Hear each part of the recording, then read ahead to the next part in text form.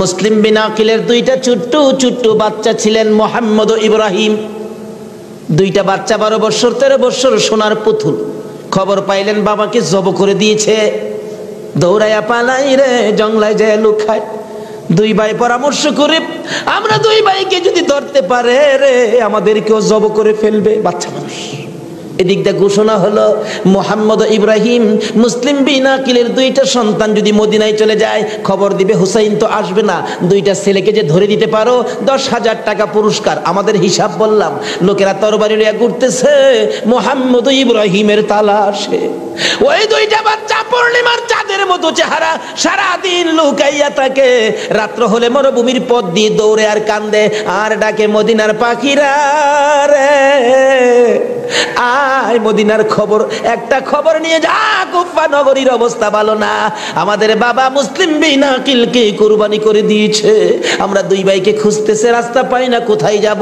হুসাইন যেন কুফায় না আসে, খবর নিয়ে যা।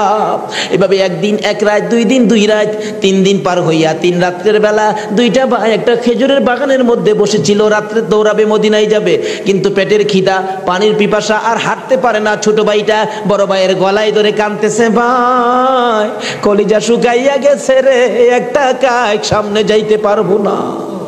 দুইজন গলাগুলি করে খেজুরের বাগানের মাঝখানে ঘুমিয়ে গেছে। এই খেজুরের বাগানের মালিকের নাম ছিল হারেস। হারেস নিজে ও তরবারি লইয়া ঘুরতেছে। সকালবেলা হারেসের বিবি যাই বাগান দেখবে, যাইয়া দেখে বাগানের মাঝখানে সাপ বিচ্ছুর ভয় থাকে, কিন্তু এই ভয়ের মাঝখানে দুইটা পূর্ণিমার চাঁদের মতো সন্তান ঘুমাইয়া রইছে। আস্তে আস্তে কাছে যাইয়া ছোট্ট ভাইটার মাথায় হাত দিলে, চোখ খুলে দেখি কুফার মহিলা। চিৎকার মারছে, ভাই গো আর ঘুমাইস না, কুফাবাসী আমরার খবর পেয়ে ফেলছে, মদিনায় বুঝি আর যাওয়া হবে না। তুমি আমার মা লাগো, আমরার মা নাই, বাবা নাই, আমরা মদিনার সন্তান, আমরা মদিনার আওলাদ, কুফাবাসীর কাছে আমাদের খবর দিও না। মহিলাটা বলতেছেন, মহিলাদের মায়া বেশি, আয় বাবা তোমাদের তালাশে, আমার স্বামীও ঘুরতেছে, এখানে থাকলে কেউ না কেউ তোমাদেরকে দেখে ফেলবে, আসো আমার বাড়িতে নিয়ে লুকাইয়া রাখি, সন্ধ্যা হলে আমি নিজে মদিনায় লইয়া যাইব। মা বোনেরা, এমন একটা ভালোবাসা দাও না গো এই মুহররমের চাঁদে। সন্ধ্যা হইবার আগে বাচ্চা দুইটা রান্না করে রাখছিল। ছোট্ট ভাইটা ঘুম থেকে উঠে বসে বসে কান্দে, মা মা কইয়া। বড় ভাইটা ঘুম থেকে উঠে ডাকে, কান্দিস না রে, কান্দার আওয়াজ শুনলে আমাদের জীবন থাকবে না। এমন সময় হারেস দৌড়ে আসছে ঘরের মধ্যে খানা খাওয়ার জন্য। খানা খাইতে বসে ডাকতেছে, বিবি গো জলদি করে খানা দে, কে জানি পুরস্কারের বাগি হইয়া যায়। এমন সময় রান্নাঘরে কান্দার আওয়াজ শুনলে ডাকতেছে, বিবি রান্নাঘরে কে কান্দে? বিবি বলেন, তোমার ঘরে নয়, অন্য ঘরে কান্দে। বিবি রে, আমার ঘরে কান্দার আওয়াজ শোনা যায়। বিবি মিথ্যা কথা কোস, আমার ঘরে কান্দা। বিবি বলেন, তোমার ঘরে নয়, কুফাবাসীর সন্তানেরা কান্দে। হারেস বলেন, বিবি রে, কুফাবাসীর কান্দা এত সুন্দর না। বাসন ধাক্কা দিয়ে সরাইয়া তরবারিটা লইয়া ওইটা দাঁড়াইলে বিবি পিছন দিয়ে আনজে ধরেছে, স্বামী আর সামনে যাও না, হে মদিনার ময়নাদের গলায় ছুরি দিও না। তোমার যদি মারতে চাই গো স্বামী, আমার গলাটা পেতে দিলাম, আমার গলাটা কাইটা দাও। না না, মানবো না।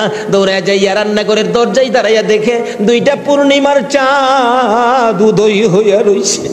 তরবারিটা দেখে ছোট্ট ভাইটা চিৎকার মারছে, বাবা গো কইয়া।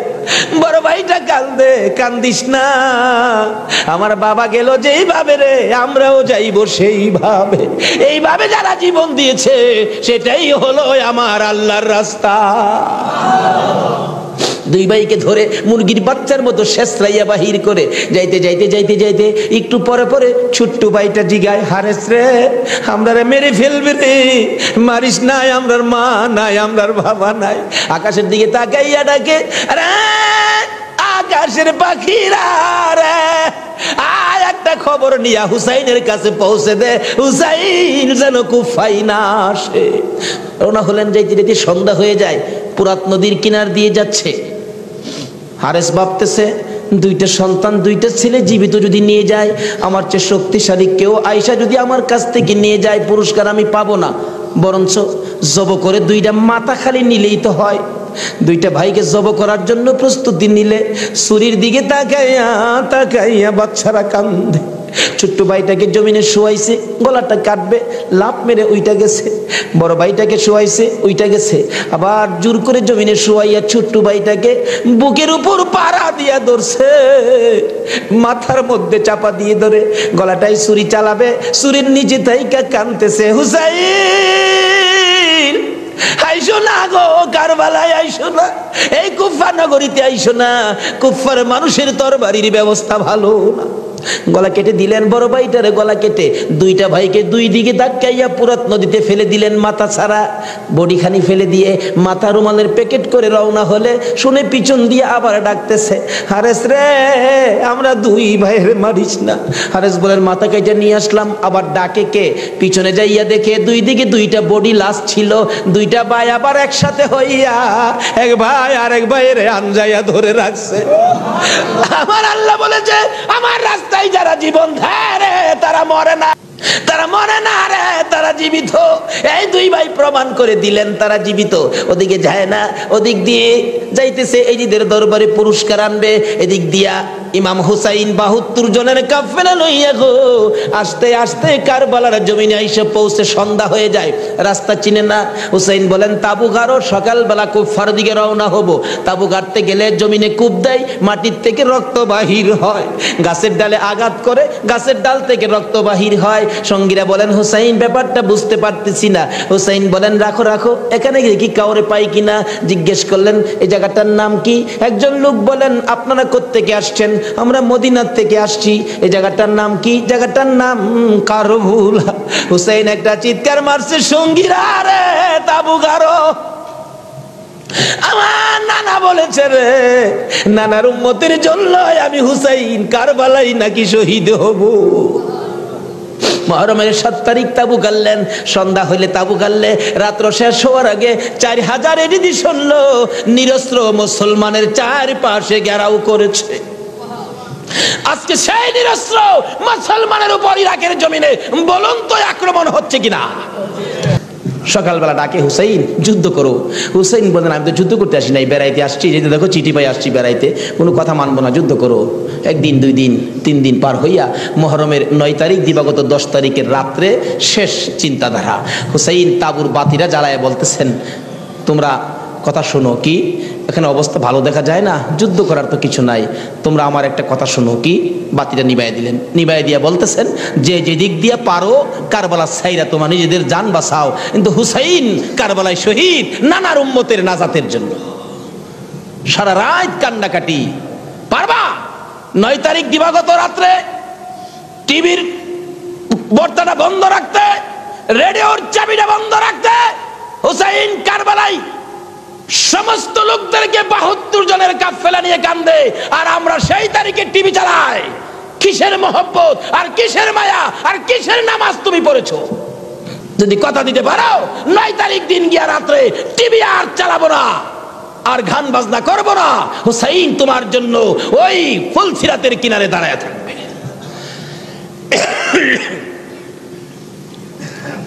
সকাল হয়ে যায়, ফজরের আজান দিলে নামাজ পড়ে। নামাজ পড়লেন, এত বিপদ তারপরও হুসাইন নামাজ ছাড়ে না পড়ে। তাহলে বোঝা গেল এই নামাজ ছাড়া গেলে হুসাইনকে পাবো না।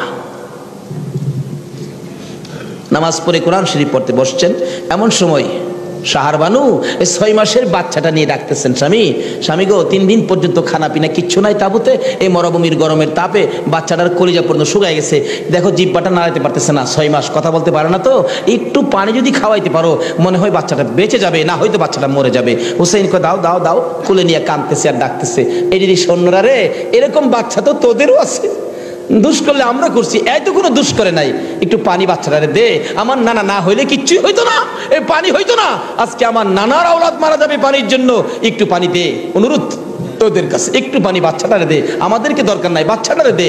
এভাবে ডাকতেছে আর যাইতেছে, দূর থেকে একটা এরিদি সৈন্য হুসাইনের দিকে লক্ষ্য করে তীর মারলেন, তীর আইসা হুসাইনের গায়ে তো লাগলো না, হুসাইনের কুলে 6 মাসের শিশুর কলিজাটার মাঝখান দিয়ে তীর ঢুকে গেছে। আলী আসগর বাবার মুখের দিকে তাকাইয়া জিহ্বাটা বাহির করে দিছে, দুইটা চোখ উল্টাইয়া চোখের পানি ছেড়ে ছেড়ে বুঝাইতেছে, বাবা গো মায়ের কাছে বলে দিও আর জীবনে পানি চাইতাম না। হুসাইন বলেন, টান দিয়ে তীরটা যখন খুলে ফেললাম, তীরের আগার মধ্যে আমার বাবার কলিজা সিরা আইসা পড়ছে। মৃত শিশু খুলে লইয়া তাবুর পাশে যাইয়া লম্বা ঘটনা ডাকতেছে, ও শাহার বানু কোথায়? কেন? এই যে নাও তোমার ছেলেরে পানি খাওয়াইছি। বেরিয়া দেখে মা দুকিনি, বাবার জিহ্বা বাহির হইয়া রইছে, চোখ দুইটা উল্টা লইছে, বুকের মধ্যে রক্ত দেখা যায়, চিৎকার মারছে, মাবুদ আমার বাবা কুল পানি খাইছে গো। এই জমিনে যেই নবীর জন্য সব বানাইছো সেই নবীর উম্মত পানি পায় না, তীর খায়া মরে আর কলিজা মানে না। এইভাবে কাঁদতেছিলেন। মুহররমের 10 তারিখ সকালবেলা আলী আকবর 18 বছরের পালোয়ান দৌড়াই আসছেন। মা কেন কান্দো? দেখাইলেন, দেখো তোমার 6 মাসের ছোট্ট ভাইয়ের অবস্থা। আলী আকবর দেখে আর সহ্য করতে পারে না, রক্ত হাতে নিয়ে বলতেছেন, মাবুদ গো এ রক্ত ছুঁয়ে কসম খাইলাম এর দি সৈন্যরে ছাড়বো না। যুদ্ধ শুরু হয়ে যায় মুহররমের 10 তারিখ। আলী আকবর যুদ্ধ করতে করতে পিপাসিত ক্লান্ত হইয়া তাবুতে ফিরে এসে ডাকতেছেন, মা মা এক গ্লাস পানি যদি খাওয়াইতে পারো, কথা দিলাম সমস্ত কারবালার সৈন্য এই দিদি সৈন্য ওদেরকে আমি খতম করে ফেলবো। মা চোখের পানি ছেড়ে ছেড়ে বলেন, আলী আকবর রে, পানি যদি থাকতো তোর ভাই কি তীর খায়া মরতো? নাই রে বাবা, পানি নাই, পানি নাই। মায়ের পায়ে সালাম করলেন আর চোখের পানি ছেড়ে দিলেন। মা মা গো বিদায় দাও গো, দেখা হবে হাসরের ময়দানে। যাইতে যাইতে যাইতে যাইতে একটু যাই আবার ফিরে ফিরে চাই, মা বিদায় দাও, দেখা হবে হাসরের ময়দানে।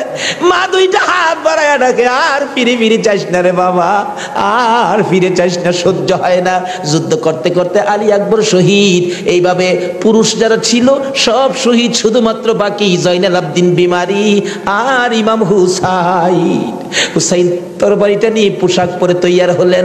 জয়নাল আবদিন দাঁড়াইতে পারে না, পড়ে যায়, তারপরেও ডাকে, হুসাইন গো তুমি যাইও না, আমি জয়নাল যাবো।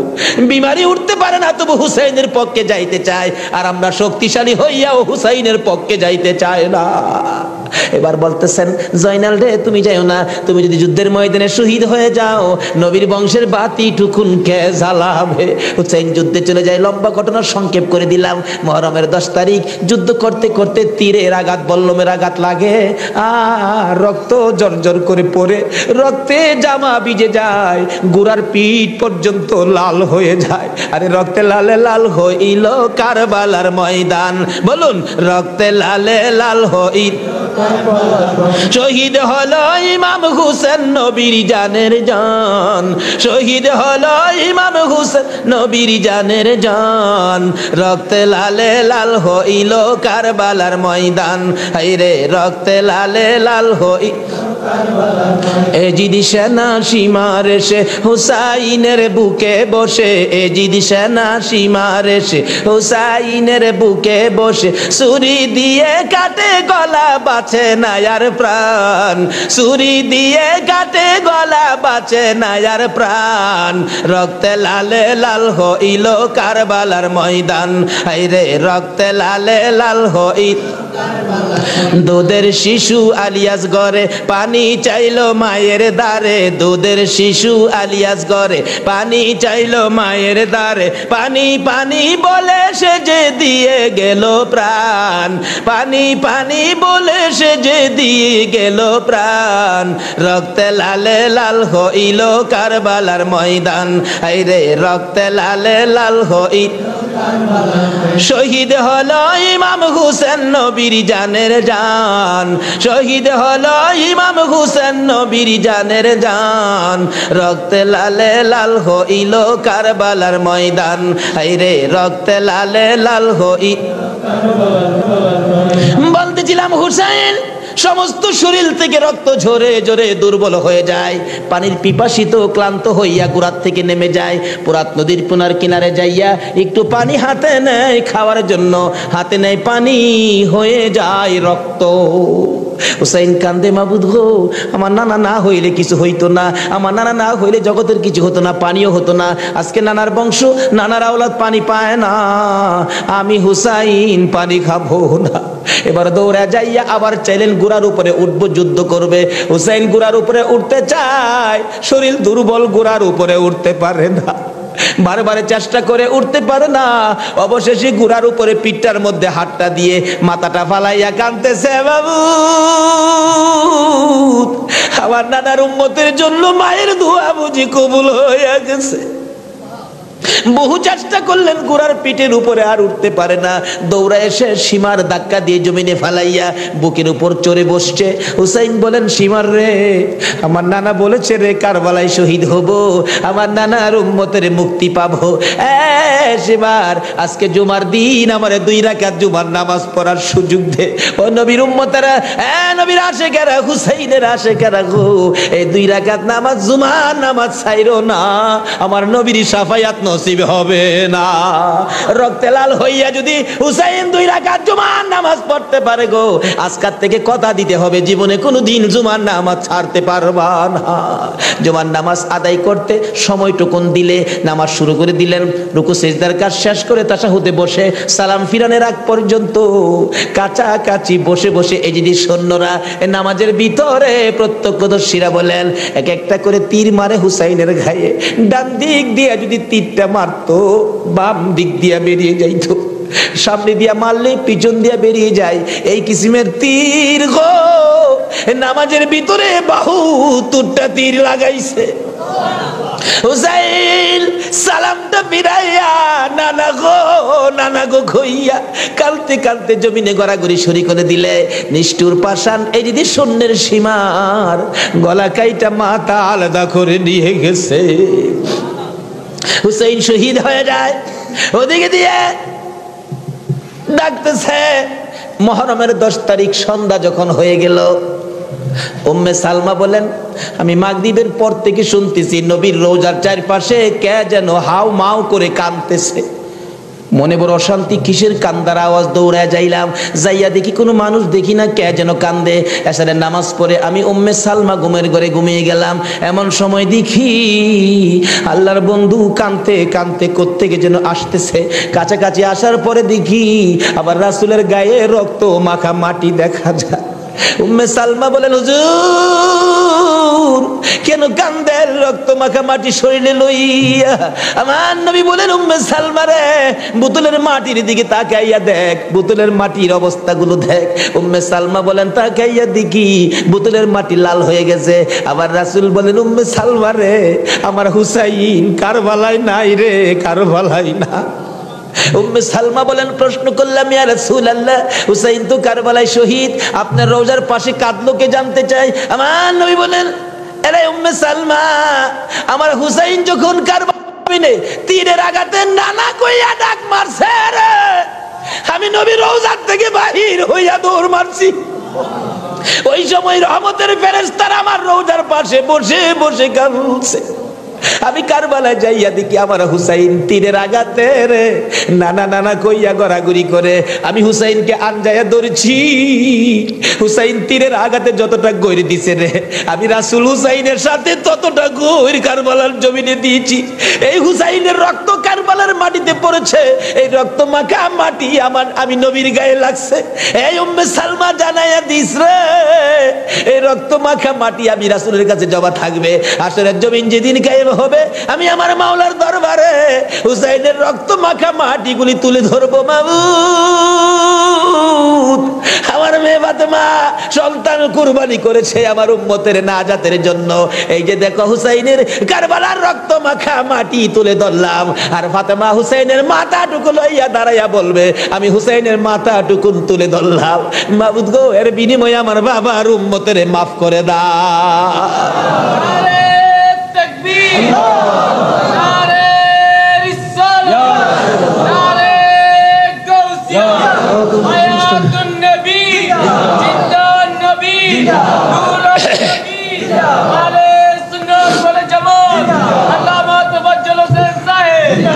ভাই সাহেব, এই যদি হয় হুসাইনের রক্ত আমাদের নাজাত, এই যদি হয় ফাতেমার সন্তান কুরবানি করে আমাদের জন্য, রাসূল যদি এত কষ্ট করে আমাদের জন্য এই আহলে বায়াতের মহব্বত আমাদের কাছে থাকা দরকার আছে কিনা বলুন তো?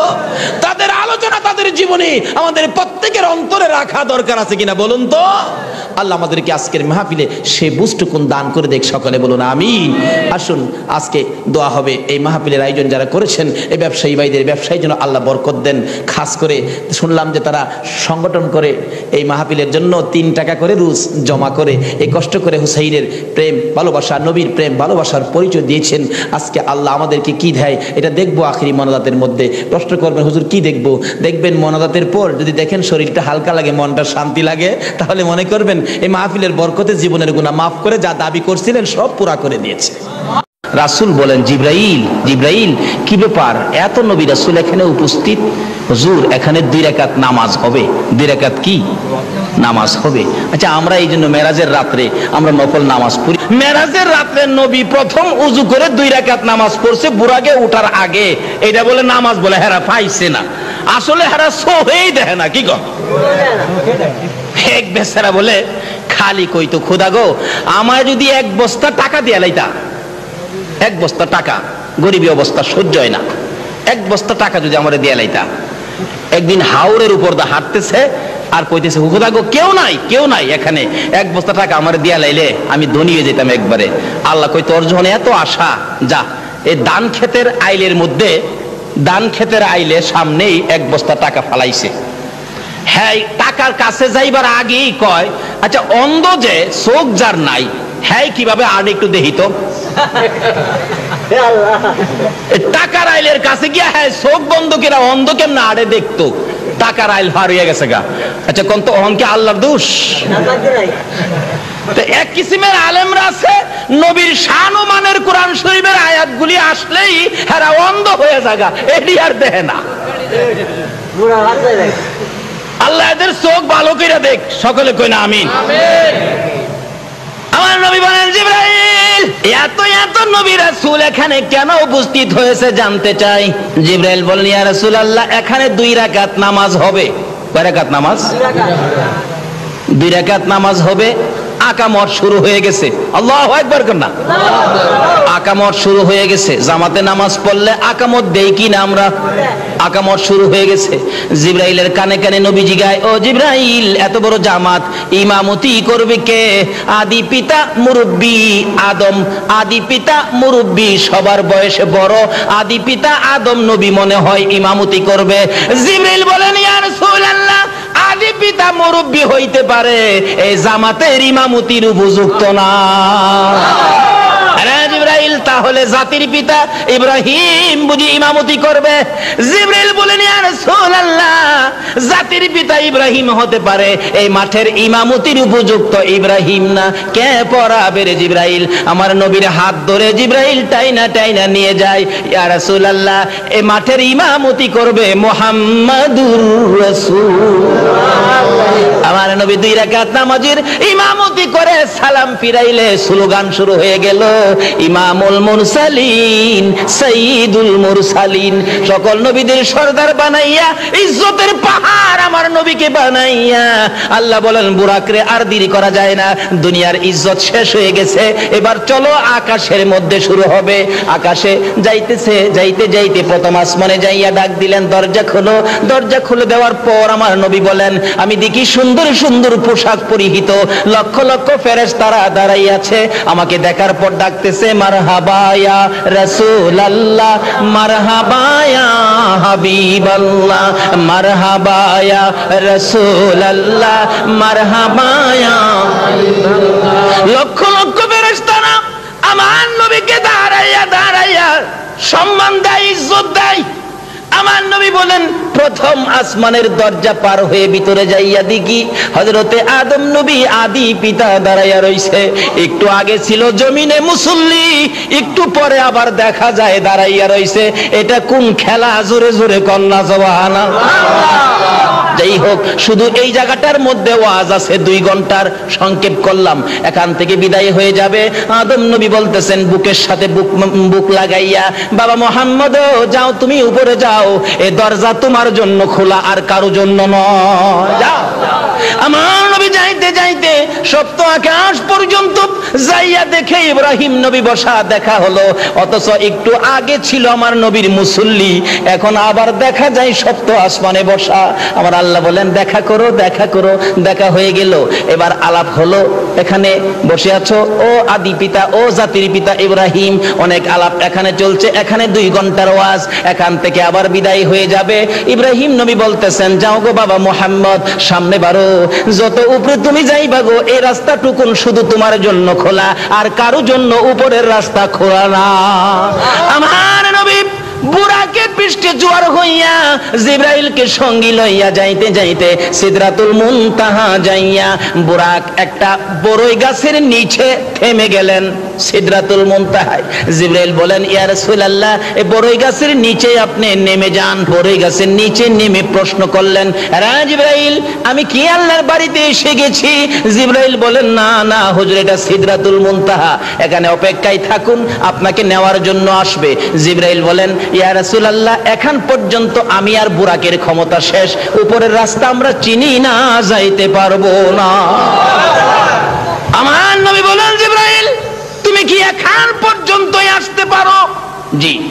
আর উপরে যাইতে পারো না? না। তাহলে এটা কি আল্লাহর কাছাকাছি আসছি? না হুজুর, না, যত দূর আসছেন এর চেয়ে আরো বেশি রাস্তা বাকি। ও, আরো বহুত বাকি। আমার নবী কয়, জিবরাইল, তাহলে তুমি কি এখানে আইসাই মুসা নবীর সাথে গল্প করতা, ইব্রাহিম নবীর সাথে কথা বলতা? মাঝে মাঝে ইব্রাহিম নবীকে বলতেন, ইব্রাহিম নবী, আমি তো আল্লাহর কাছে যাই। ওই জিবরাইল, আপনার কোনো কথা থাকলে আমার কাছে বললেন, আমি পার্সোনালি আল্লাহর কাছে বলবো। আমার নবী জিগায়, ও জিবরাইল, ইব্রাহিম নবীর সাথে যে মাতবুরি করতা, এখানে আইসা ওই? আচ্ছা, আমার নবী সব খবর জানে কিনা? জিবরাইল কয় কি? কবে ইব্রাহিম নবীর সাথে কথা কইছি হাজার হাজার বছর আগে, এই নবী এই খবর জানে কেমনে? সুবহানাল্লাহ, জানেনি আমরা নবী? জিবরাইল প্রশ্ন করলেন, ইয়া রাসূলুল্লাহ, আমি তো কথা বলতাম, তা আপনি জানেন কেমনে? জিবরাইল, আমি নবী জানি না এমন কিছু নাই রে, আমি সবই জানি। আমার আল্লাহ আমারে কিছু জানাইছে জিবরাইলের মাধ্যমে, আর কিছু জানাইতেন আমার আল্লাহ সরাসরি। মানে জিবরাইলের মাধ্যমে যেটা জানাইছে এইটা না আমরা জানি কোনতো, আর যেটা আল্লাহ আল্লাহ রাসূলকে সরাসরি জানাইছে এটা কি আর আমরা জানি? কারণ আমরা যেটা জানি না এই জন্য কি আমরা বলতে পারি বলে নবী জানে না? আমরা জানি না এটা বলতে পারি, কিন্তু নবী জানে না, এই কথাটা বলাটা আমাদের জন্য ভুল। আরে আজকে যে জামিয়া সুন্নিয়া মাদ্রাসার মুফতি সাহেব আসছেন, মুফতি সাহেব যা জানে এটাই তো আমরা জানি না। কি কর, মুফতি সাহেব যদ্দূর জানে ওদ্দূর তো আমরা জানি না। আমরা যদি কেউ বলে মুফতি সাহেব কি জানে, তাহলে কথাটা কি ভুল হবে না? যাই হোক, এদিকে আমার আলোচনা না। আমার নবী মেরাজ যাচ্ছে, রাসূল বলেন, এখানে সেই মাতবুরি করতা। জিবরাইলকে, হুজুর আমি এখানেই, আমি আর উপরে যাইতে পারি না, আর উপরে গেলে আল্লাহর নূরের তাজাল্লিতে আমি পুইরা ছাই ছাই হয়ে যাব হুজুর, এখন পর্যন্ত আমার সীমানা। ও, এখানে ইব্রাহিম নবীর লগে মাতবুরি দেখাইতা? এই জিবরাইল শুন, আমি নবী আল্লাহ একবারে নিকটে যাব, তুমি জিবরাইলের কোনো কথা থাকলে আমার কাছে কও। জিবরাইল বলেন, ইয়া রাসূলুল্লাহ, মনে বড় আশা, বহুদিন যাবত একটা কথা আপনার কাছে বলবো আজকে, মনের আশাটা বলার সুযোগ আজকে পাইলাম। কি আশা রে জিবরাইল? হুজুর আমার একটা কথা আল্লাহর দরবারে তুলে ধরবেন। কি কথা?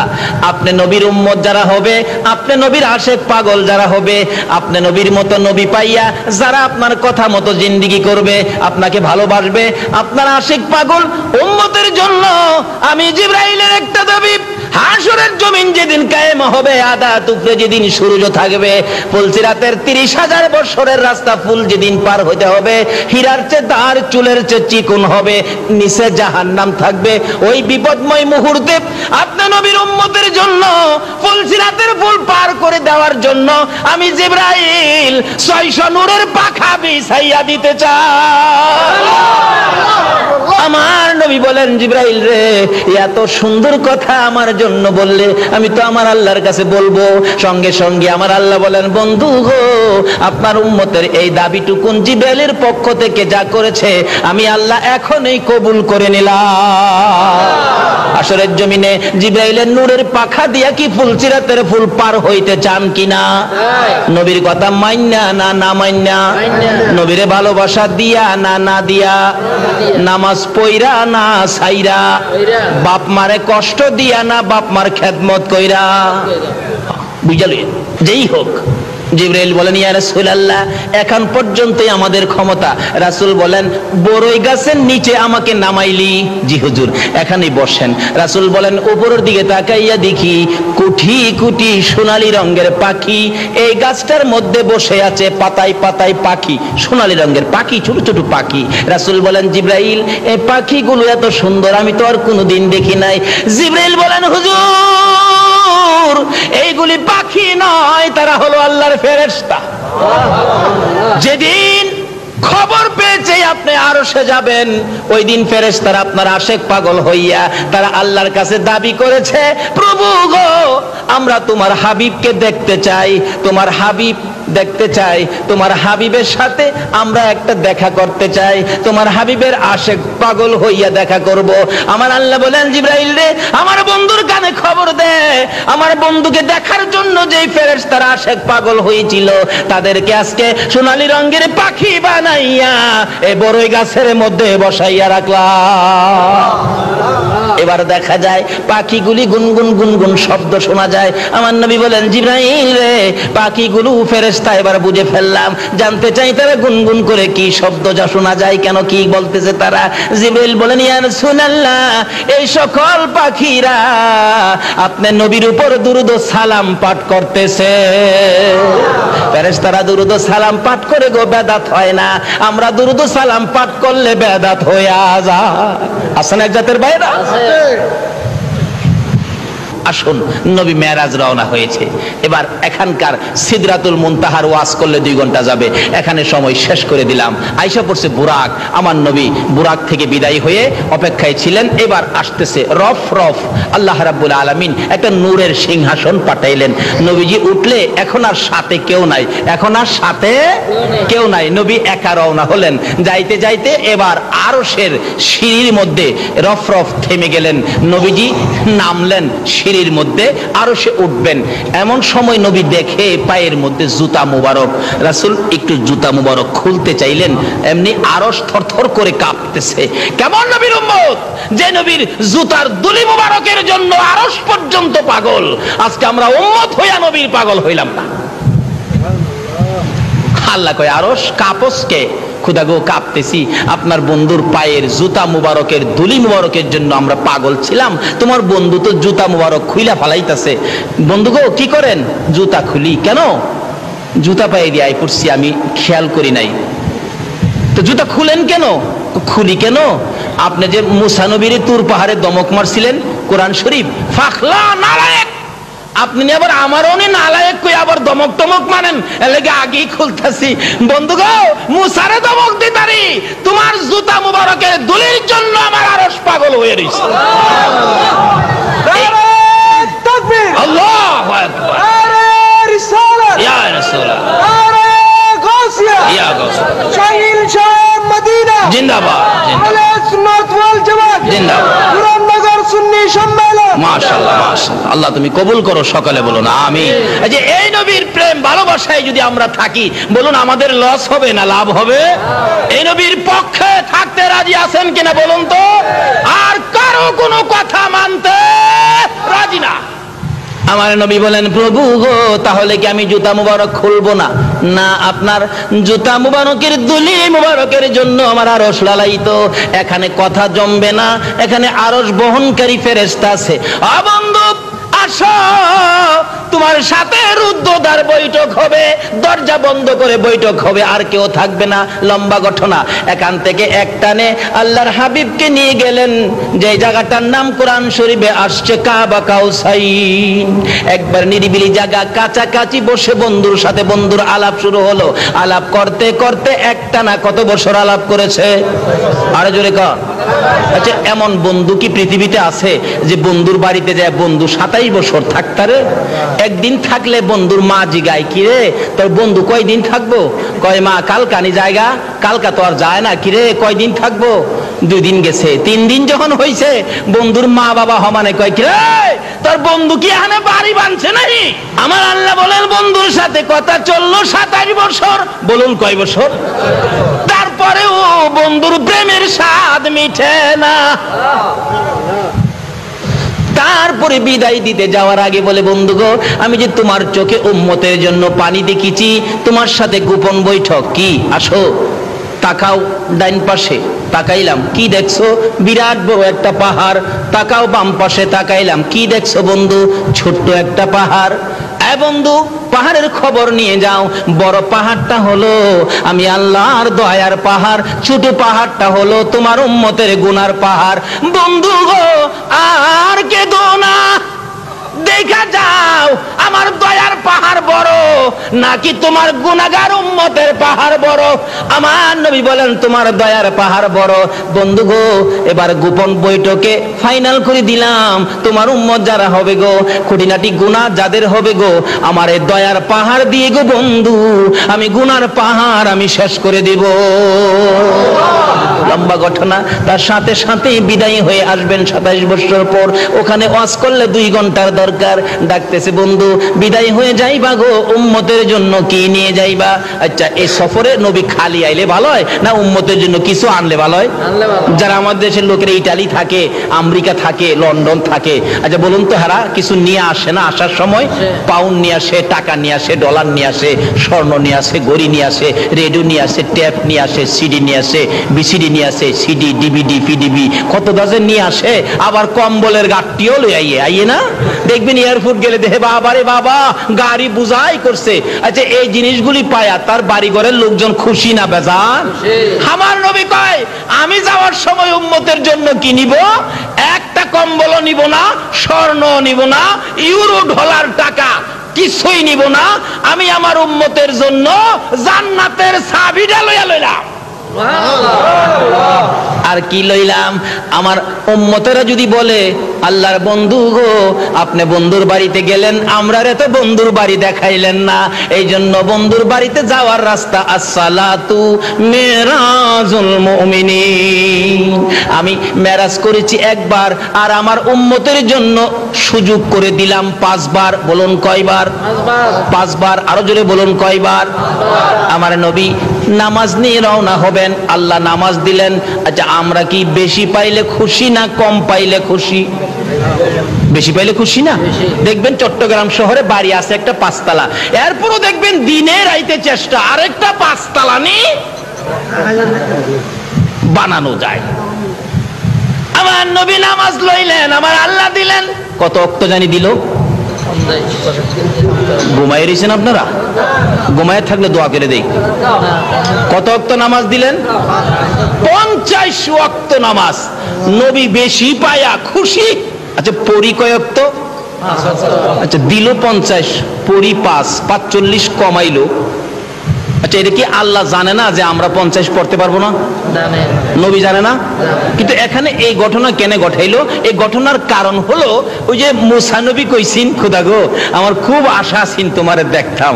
আল্লাহ কই, মুসা রে, তোর আশাটা পুরা করবার লাগিয়া আমার বন্ধুরে আমি 50 ওয়াক্ত নামাজ দিছি, তুই কিলাম আটকাইস। সুবহানাল্লাহ। 6 নাম্বার আকাশে মুসা নবী, আমার নবী আসতেছে, নামাজ 50 ওয়াক্ত। আল্লাহ ডাকতেছে, মুসা জাগা। হুজুর হুজুর দাঁড়ান, বেয়াদি মাফ করেন। কেমন বেড়াইলেন? খুব সুন্দর বেড়াইলাম। হ্যাঁ, উম্মতের লেগে কি আনলেন? আপনি তো উম্মতের দরদি নবী, কি আনলেন? মুসা, আমি আমার উম্মতের লেগে 50 ওয়াক্ত নামাজ আনছি। নবী খুশি? মুসা নবী হুজুর মাফ করবেন, আপনার উম্মত দুর্বল হবে, 50 ওয়াক্ত নামাজ পড়তে পারবে না, কিছু কমায় নিয়ে আসেন। মুসা নবী জানে আমরা পারবো না, আল্লাহ কি জানে না? কিন্তু কারণ হইলো এইটা, ওই যে মুসা নবীর আশা আছেন আল্লাহরে দেখতো, নিজের ক্ষমতায় ক্ষমতা নাই, এই নবীর উসিলায় মুসা মনের আশা পুরো হইব। আমার নবী ঠিকই তো কইছো, আবার যাইতেছে। মুসা নবী দেখি দেখি কই যা, আমার নবীরে আয়না বানায়া পিছে চাই রইছে, দেখে আল্লাহ রাব্বুল আলামিনের দরবারে যায় বসছে। এবার মন ভরে দেখতেছে নবীকে আয়না বানায়া। বন্ধু কেন আইছো? আচ্ছা আল্লাহ জানে না নবী আবার কেন গেছে? পরও জিগাই, বন্ধু কেন আইছো, কি ব্যাপার? প্রভু গো, আমার উম্মতে 50 ওয়াক্ত পড়তে পারবে না, তা যাও 5 ওয়াক্ত কমাইলাম। আচ্ছা একবারে পারছিন না 45 কমাইতো? 5 কমাইলাম। অর্থাৎ বন্ধু আইলে কি বন্ধুর কাছে কি লাগে? ভালো লাগে। 5 কমাইছে। মুসা নবী জিগায়, হুজুর কি করছেন? 5 কমাইছে। হুজুর আরো কমায় নিয়ে আন, 5 পারবে না, 45 পারবে না। আবার গেছে। মুসা নবী জীবনের আশা পুরা করতেছি। বন্ধু কি ব্যাপার? খুদা গো 45 পারবে না, যাও আরো 5 কমাইলাম। আবার আইছে। মুসা নবী জিগায়, হুজুর কি করছেন? 5 কমাইছে। হুজুর আবার যাইন, আরো কমান লাগবো। যাইতে যাইতে 9 বার গেছে, 5 নং 45।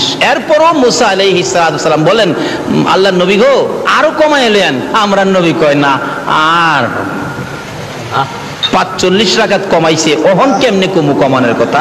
আমার আল্লাহকে বন্ধু গো, লেখা হয়ে গেছিল 50, কিন্তু মুখে মুখে আপনার উম্মতের জন্য 45 কমাইছি, খাতাপত্রে কিন্তু কমাইছি না। ওই যে লেখা কিন্তু 50। তোমার উম্মতেরই কয়ে দিও 5 ওয়াক্ত যদি আদায় করে তাহলে নেকের বেলা আমি 50 এর দিলাম। যান,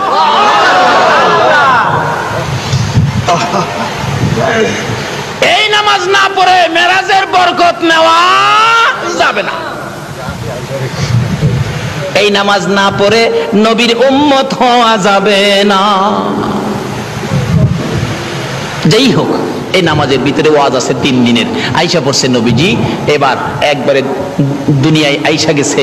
এবার সকালবেলা নবীজি ঘোষণা দিলেন, আমি তো এইভাবে এক রাত্রের কিছু সময়ের মধ্যে এই সফর আমার হয়েছে। হযরত আবু বকর সিদ্দিক শুইনাই বিশ্বাস করে নিলেন নবীর কথা সত্য। এই জন্য আবু বকরের নামের উপাধি হয়ে গেল আবু বকর সিদ্দিক। যেই হোক, এর মধ্যে অনেক ঘটনা। এবার শুনছে আবু জাহেল। আবু জাহেল শুইনা কয়, দেখছো আব্দুল্লাহর পোলা মুহাম্মদের যে মাথা খারাপ হইছে, এই যে দেখো কি কয়, এক রাইতে বলে বাইতুল মুকাদ্দাস গেছে, আসমানও বলে গেছে, কই গেছে, কই বলে গেছে, কই বলে গেছে। এটা একটা কথা হইল? আবু জাহেলের সাথে একটা চামচা আছেন, চামচা থাকে না বড় লোকের সাথে? আরে জুকার চিনেন না? জুকার আছেন একটা ইহুদি। ইহুদি 3টা ফাল মারে আবু জাহেলের কথাটা কইলে, চাচা দেখছেন আপনার কথাই তো ঠিক। আবু জাহেল দৌড়ে গেছে, আসো তোমরা বাতিজারে পরীক্ষা করি গেছে কিনা বাইতুল মুকাদ্দাস। যায় কই, বাতিজা তুমি নাকি আজকে রাত্রে বাইতুল মুকাদ্দাস গেছো? জি চাচা আমি গেছি।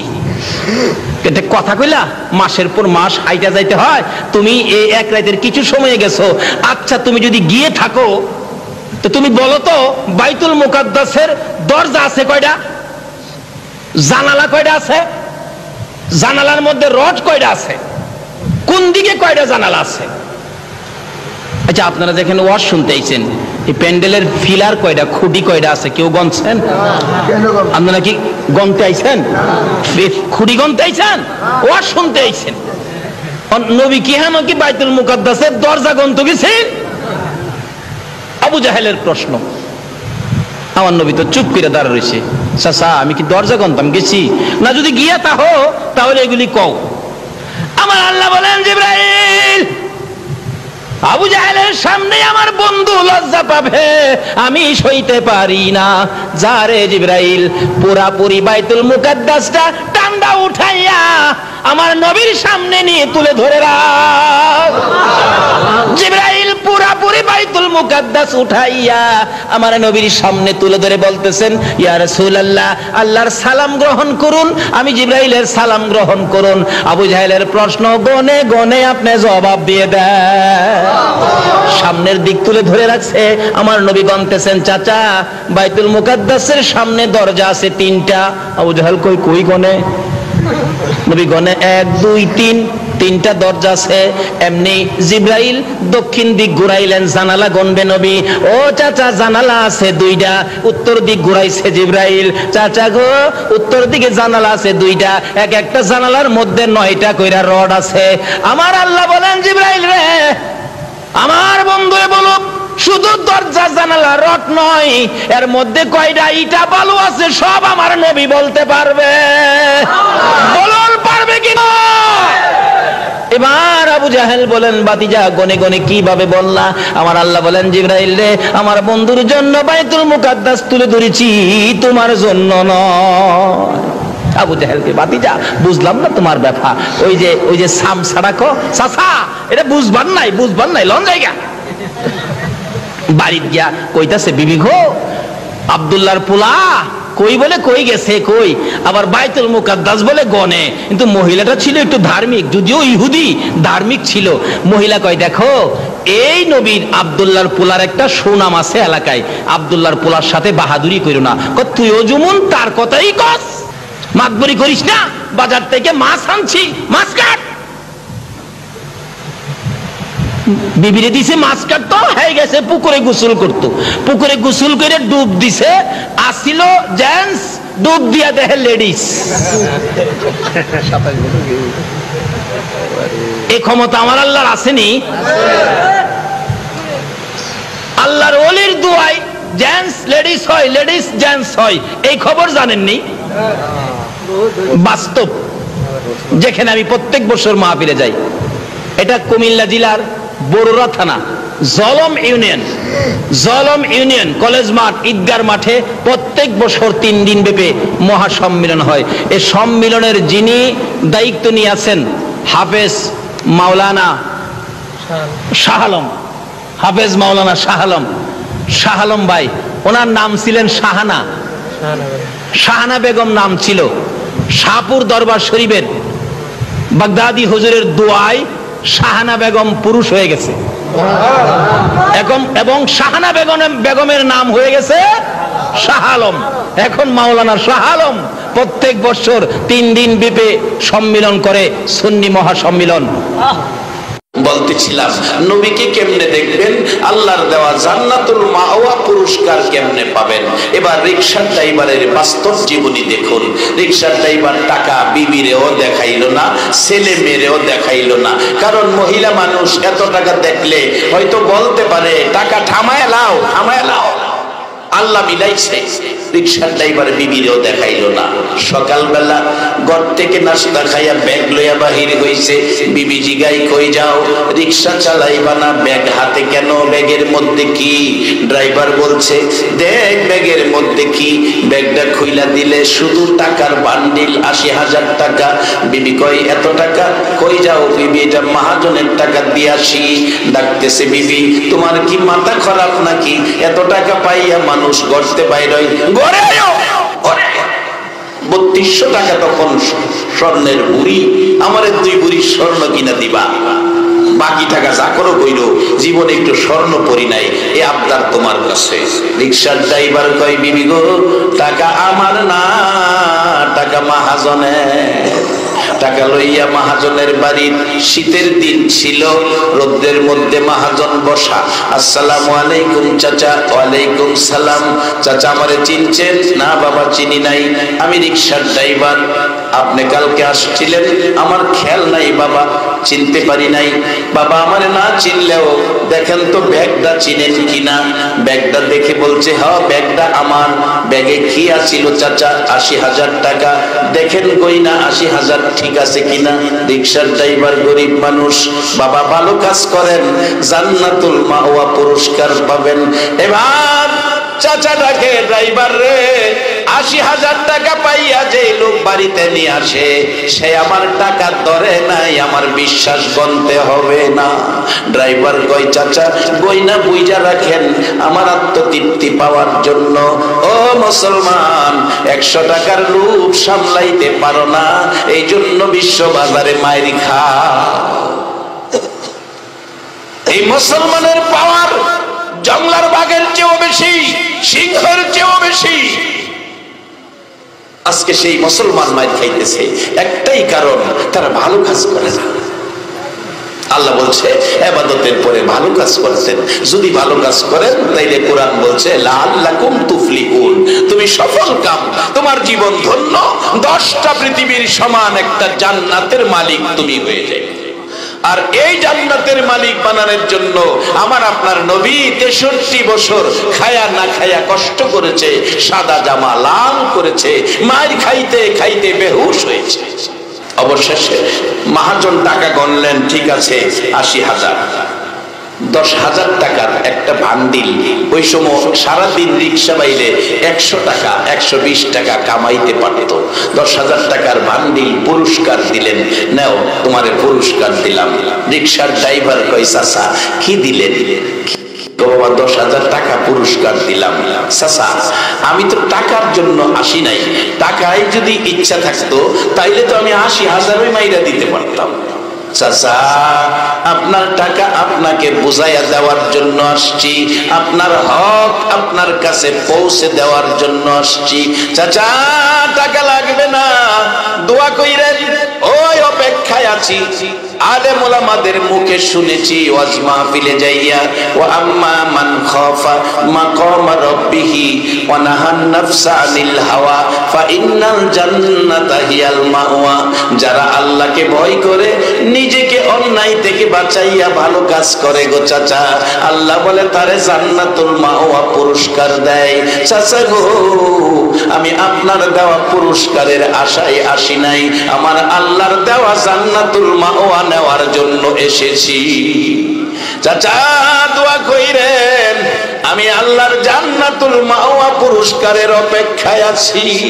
আমার আল্লাহ বলেছে ওই জাতীয় ব্যক্তি যারা ভালো কাজ করে তাদের জন্য জান্নাতুল মাওয়া পুরস্কার বাজেট করে রাখছে। আজকের মাহফিলে যারা বসে আছেন, জীবনের একটা ভালো কাজ যদি আল্লাহর কাছে পছন্দ হয়, আল্লাহর কসম আপনি জান্নাতুল মাওয়ার মালিক হয়ে যাবেন। আসেন আমার নবীকে স্বপ্ন দেখবেন, নবীকে স্বপ্ন দেখবেন। একেবারে সহজ রাস্তা, কিতাবী ঘটনা বলছি। হযরতে আব্দুল্লাহ ইবনে মুবারকের জীবনী, আব্দুল্লাহ ইবনে মুবারকের জীবনী কিভাবে নবীকে দেখবেন সহজ পথ দেখাইয়া দিচ্ছি। আরাফাতের মাঠে 2 দিন বৃষ্টির জন্য নামাজ পড়লো, 2 দিন বৃষ্টির জন্য নামাজ পড়লো, বৃষ্টি হলো না। আব্দুল্লাহ ইবনে মুবারক বলেন বাড়িতে রওনা হলাম, মরুভূমির পথ, দেখি একটা জীর্ণ শীর্ণ দুর্বল মানুষ 2 রাকাত নামাজ পড়ে 2টা হাত বাড়াইয়া কাঁদতেছে। আল্লাহ গো তুমি না আদর করে মানুষ বানাইছো রে আল্লাহ, বৃষ্টির জন্য 2 দিন নামাজ পড়লো, বৃষ্টি দিলা না, আমি 2টা হাত বাড়াইলাম, আমার হাত খালি দিও না। এইভাবে ডাকতে থাকলে আব্দুল্লাহ ইবনে মুবারক বলেন আমি পিছে দাঁড়িয়ে দেখি এই লোকটার ডাকে আকাশে চারদিক থেকে মেঘের টুকরা এসে জড়ো হইতেছে। হাত নামানোর আগে আগে গো বৃষ্টি শুরু হয়ে গেছে। আব্দুল্লাহ ইবনে মুবারক বলেন ইনি একজন আল্লাহওয়ালা, আল্লাহর প্রিয় বান্দা, যার ডাকে সাথে সাথে আল্লাহ বৃষ্টি দেয়। দেখি লোকটা কোথায় থাকে, আল্লাহওয়ালার সাথে সম্পর্ক রাখবো, আল্লাহওয়ালার সাথে মহব্বত ভালোবাসা রাখবো। পিছে পিছে যাইতে যাইতে তখন মানুষ কিনা বেচা হইতো, গোলাম কামলা লোক কিনা আনতে হইতো। একটা মাহাজনের ঘরে ঢুকছে ওই লোকটা। আব্দুল্লাহ ইবনে মুবারক কিতাবী ঘটনা বলছি বাজান, দেখা চিহ্নিত রাখলেন। পরের দিন টাকা পয়সা নিয়ে গেলেন, মহাজন আমার একটা গোলাম দেন, গোলাম দেন। 30টা গোলাম বাহির করছে, সাইজে মোটা তাজা। দেখা চোখ বুলাইয়া দেখে যেটা হাত দিলে বৃষ্টি আসে সেটা এর মধ্যে নাই। জিগাইলো মহাজন আরো কোনো গোলাম আছে কিনা? আর একটা গোলাম আছে দুর্বল, সেটা কোনো ভালো কাজ করতে পারবে না, একেবারে দুর্বল। রে মহাজন ওই গোলামটারে দেখাও। ঘর থেকে বাহির করার পর আব্দুল্লাহ ইবনে মুবারক তাকায়া দেখে ইনিই হইল এই গোলাম যিনি হাত বাড়াইলে আমার আল্লাহ সাথে সাথে বৃষ্টি দেয়। রে মহাজন বলো এই গোলামের দাম কত? মহাজন বলেন 20 টাকার কিনা, 20 টাকার কিনা 10 টাকা দাও, 10 টাকা লস দিয়া বিক্রি করব, কারণ এটারে কেউ নেয় না দুর্বল মনে কইরা। ওই আব্দুল্লাহ ইবনে মুবারক বলেন, মহাজন রে 10 টাকা লস দিতে হবে না, আমি তোমার 20 টাকার কিনা হইলে 27 টাকা দিব, 27 টাকা দিব। বাজান টাকার মায়া নাই, আল্লাহর ভালোবাসার মায়াই পড়ে গেছে। একবার বলুন আল্লাহু আকবার। রে বাবারা, নবীর উম্মতেরা, এই নবীর ভালোবাসা দিলা না, ভালোবাসা শিখলা না। জর্দানের জমিনে মাহফিলে যাইয়া, জর্দানের জমিনে মাহফিলে যাইয়া দেখি, জর্দানের জমিনে মাহফিলে যাইয়া দেখি একটা পাদ্রী তাওরাত জাবুর ইনজিল কিতাবের আলেম, পাদ্রী তাওরাত জাবুর ইনজিল কিতাবে দেখেছে আখিরি নবী 13 বছর বয়সে ব্যবসায়ী কাফেলার সঙ্গী হইয়া, ব্যবসায়ী কাফেলার সঙ্গী হইয়া, চাচা আবু তালিবের সঙ্গী হইয়া এই পথে ইয়ামেন যাবে মক্কা থেকে। ওই দিন থেকে পাদ্রী আমার আপনার নবীকে একটা নজর দেখার জন্য, আমরা রাস্তার কিনারে দোকান দেই ব্যবসা করার জন্য, পাদ্রী রাস্তার কিনারে দোকান দিছে একটা নজর আখিরি নবী দেখার জন্য। দিন যায়, সপ্তাহ যায়, মাস যায়, বছর যায়, আখিরি নবীর সন্ধান মিলে না। কত কাফেলা আসে রে, এই দোকানে বসাইয়া খানা খাওয়াই, মুসাফির খানায় খানা খাওয়াইয়া বিদায় দেয়, কিন্তু 13 বছর বয়সের কোনো লোক পাওয়া যায় না। শেষ বয়স, সম্পত্তি শেষ করলো খাওয়াইতে খাওয়াইতে, বুড়া হয়ে গেছে, চোখে দেখে না। এমন সময় হালকা হালকা চোখে দেখে, একটা কাফেলা মক্কার থেকে আসতেছে, মক্কার থেকে আসতেছে, যে কাফেলাটার উপরে আকাশের মেঘের টুকরা ছায়া দিয়া নিতেছে। কাছাকাছি আসার পর পাদ্রী দেখে মন শান্ত হলো, দেখ কাফেলাটা কোত্থেকে আসছে। লোক পাঠাইলে কাফেলা আবু তালিবের নেতৃত্বে গাছতলায় বসেছে। আমার নবী 13 বছর বয়স, মুরব্বীদের পাশে বসলো না। বাবা জর্দানে যায় দেখেন মজার ঘটনা, আমার নবী একটা মরা গাছের নিচে যায় বসলেন। 13 বছর বয়সী নবী মরা গাছ ডাকে, আল্লাহ রে তোমার বন্ধু আমার বাড়িতে আসছে, আমাকে তোমার বন্ধুর ভালোবাসা দেওয়ার ব্যবস্থা করে দাও, আমি মরা গাছ জীবিত করে পাতা লতায় আচ্ছন্ন করে দাও। আমার নবী 13 বছর বসে আছে, মরা গাছ জীবিত হইয়া পাতা লতায় একেবারে আচ্ছন্ন, নবীকে ছায়া দিতে লাগলো। রে বাবারা ভাইয়েরা, আল্লাহর কসম 1400 বছর হলো যে গাছের গোড়ায় রহমতের নবী বসছিল, এখনো সেই গাছ জীবিত দাঁড়াইয়া রইছে। আশেপাশে 200-250 কিলোমিটারের মধ্যে কোন গাছ আর জীবিত নাই, এই নবীর বসা বরকতের গাছ এখনো জীবিত।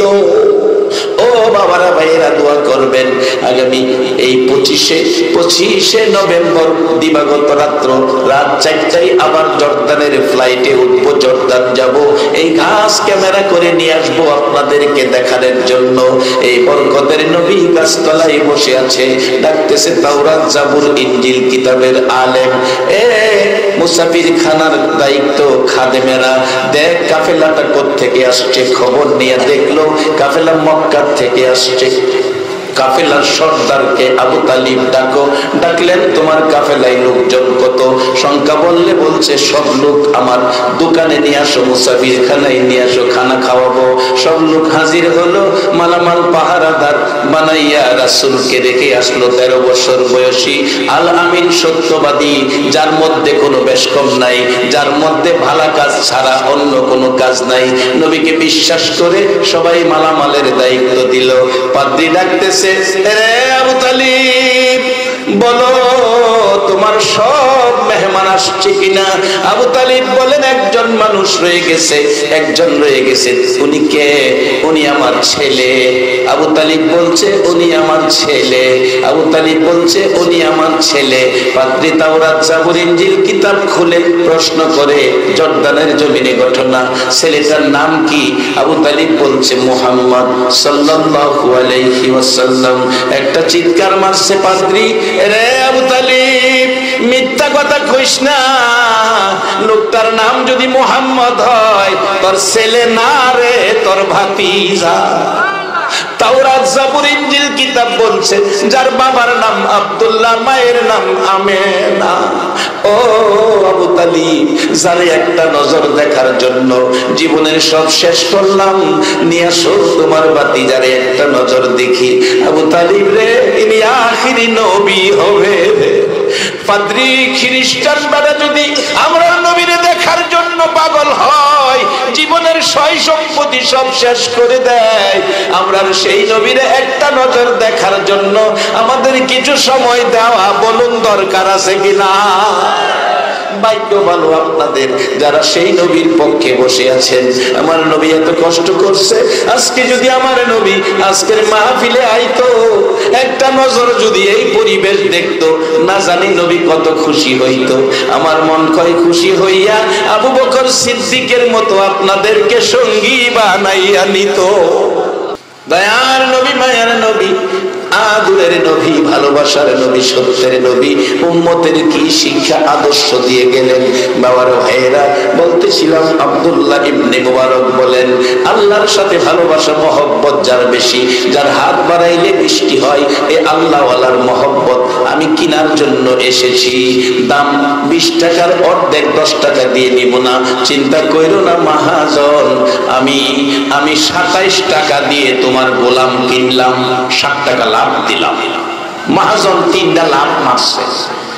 বালাডারে দিয়ে 2 টাকা পাই না, ল্যাংরাডারে দিয়ে 60 টাকা। টাকা হাতে লিয়া কয় যাও, তাড়াতাড়ি সীমানা পারো, সীমানা পারো, জানছো না। একটু ভিতরে যাইয়া পাহাড়, মরুভূমি দেশ, মরুভূমি নিরিবিলি জায়গায় গিয়া ডাকতেছে, গোলাম মনি, এত টাকা লাভ দিয়ে আমারে কিনলেন, আমি তো কাজ করতে পারি না, শরীর দুর্বল। আব্দুল্লাহ ইবনে মুবারক বলেন, রে গোলাম, কাজের জন্য তোমারে খরিদ করি নাই, আল্লাহর ভালোবাসা খরিদ করেছি। যাও বাবা, তোমাকে মুক্ত করে দিলাম, তোমাকে আজাদ করে দিলাম, তুমি এখন স্বাধীন, তুমি কারো অধীনে নয়, পরাধীন নয়। ওই লোকটা গোলাম হাত বাড়ায় ডাকে, আল্লাহ গো, ও আমার রব, ও আমার প্রভু, দুনিয়ার মনিব আমাকে মুক্ত করে দিল, তুমি আমাকে দুনিয়ার থেকে মুক্ত করে দাও। সাথে সাথে ওই গোলামটা জমিনে পড়ে দুনিয়া থেকে বিদায় হয়ে গেছে। আব্দুল্লাহ ইবনে মুবারক বলেন, এখন কি করি? তাকে কাফন দাফন কিভাবে করি? অবশেষে পরনের কাপড় যা ছিল তা দিয়ে কাফনের ব্যবস্থা করলো। দাফন করে আব্দুল্লাহ ইবনে মুবারক চলে গেলেন। কিতাবি ঘটনা বাবা, কোন দলের আলেম অস্বীকার করার ক্ষমতা নাই। রাত্রে ঘুমের ঘরে ঘুমিয়েছে আব্দুল্লাহ ইবনে মুবারক, স্বপ্ন যুগে দেখতেছে 2টা উদিত সূর্য আব্দুল্লাহ ইবনে মুবারকের ঘরে প্রবেশ করেছে। ডাকতেছে, রে আব্দুল্লাহ ইবনে মুবারক, আল্লাহর একজন প্রিয় বান্দাকে অবহেলিত কাফন দিয়া দাফন করলি, কাজটা ভালো করলি না রে আব্দুল্লাহ ইবনে মুবারক, আল্লাহর বান্দার সাথে ব্যবহারটা ভালো করলি না। জিজ্ঞেস করে, হুজুর আপনি কে, আপনার পরিচয় কি? আমি জানতে চাই আপনার পরিচয়। জবাব আসছে, আব্দুল্লাহ ইবনে মুবারক, আমারে চিনলি না?